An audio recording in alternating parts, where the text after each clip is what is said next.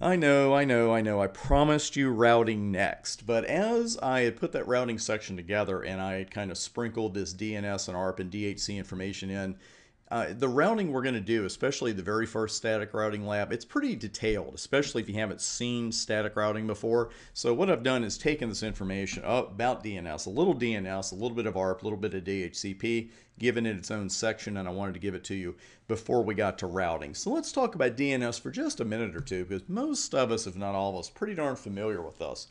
And the first thing you think of with DNS, though, what do you think about?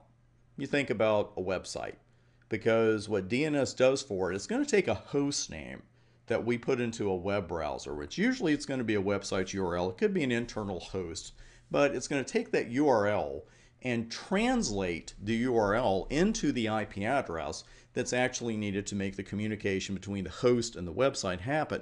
Because when we type in, oh, I don't know, thebryantadvantage.com, man, am I glad this guy finally got a decent looking website, because I was seriously starting to wonder about this guy.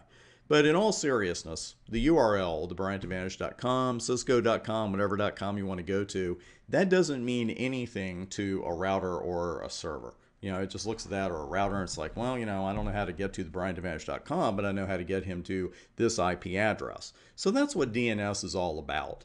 And it's just that simple. A DNS query goes out asking for a translation of a given host name or a URL to an IP address. DNS server answers the query, and we're off to the races. And it's so seamless and usually so flawless that this is one of those protocols that we really don't give a second thought to because it works so well. ARP and DHCP are the same way, but for our exams we need to know a little bit about details of each, and that's what this section is all about. And you also use DNS to resolve internal host names as well. And if we have a host that needs the IP address of a device it knows only as host B, then it's going to have to send a query out to a DNS server. And then the server can respond and say, okay, the address you actually want is 192.168.1.2, and that's it. So the question there, though, is how did the host learn about the location of the DNS server to begin with? Now, we could have it hard-coded on that host. I hope not, because that means we're probably hard-coding everything else on there. We're going to talk about that. But more than likely, our host in this case received its IP address via DHCP. And DHCP would also tell the host where to find the DNS server.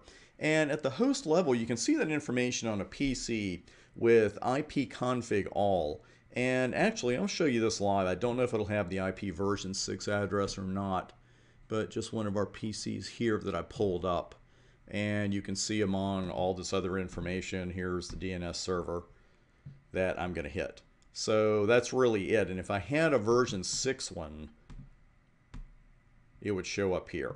But I don't in this one. So it's just DNS server 192.168.1.1, and that's it. But I got that information from DHCP when I got my IP address and everything else I need to operate on this particular subnet.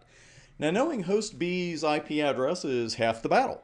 And we need host B's MAC address as well, because while we tend to concentrate on that layer 3 address, and that's what we're going to concentrate on for the remainder of the course really, we've got to have a destination layer 2 address as well. And that's where the address resolution protocol ARP comes in.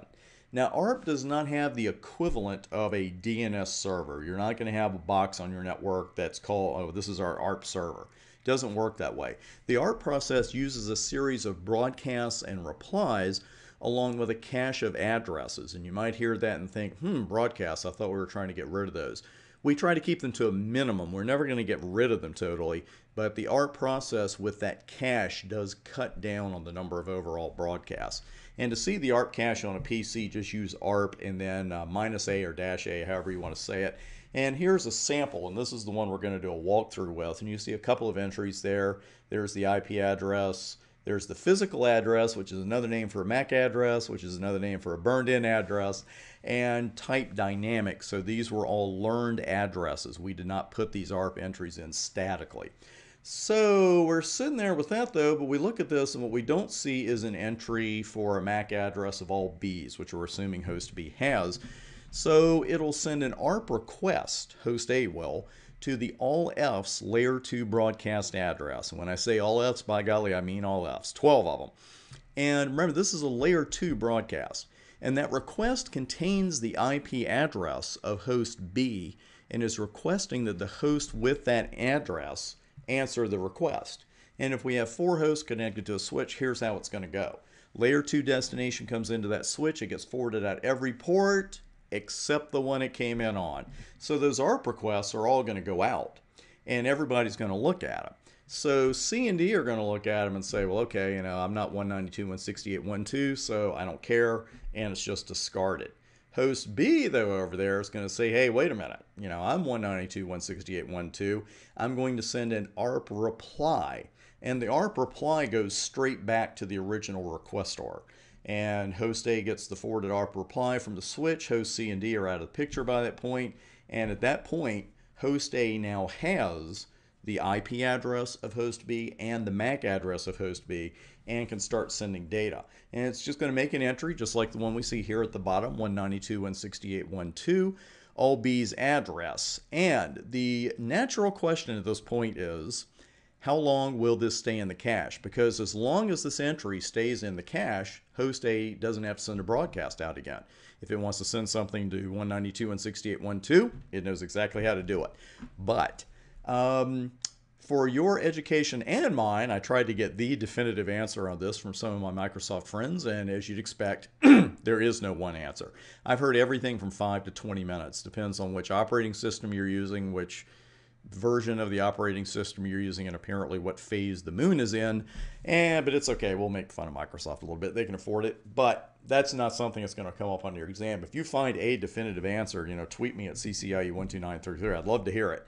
But it does cache for at least a couple of minutes, and that does cut down on the overall number of broadcasts. I do want to show you, too, that you can see the ARP cache on a router. Let me bring one up that's got a couple of fast Ethernet interfaces. Here we are. And you can see right there, show IP ARP. I've already run it. And these are the actual IP addresses on this particular router, 10.2.1.1 and 10.1.1.1. And they're on a couple of fast Ethernet ports. Let me slide that over a little bit. You can see 0.1 and 0.0. See the hardware address, etc. They're not going to age out because they are local interfaces. And that's how you see the ARP cache of a router. Just show IP ARP. Coming up next, why is DHCP the network admin's best friend? We'll talk about that and see DHCP in operation with a walkthrough. Very important material for your exam, and it is coming up next.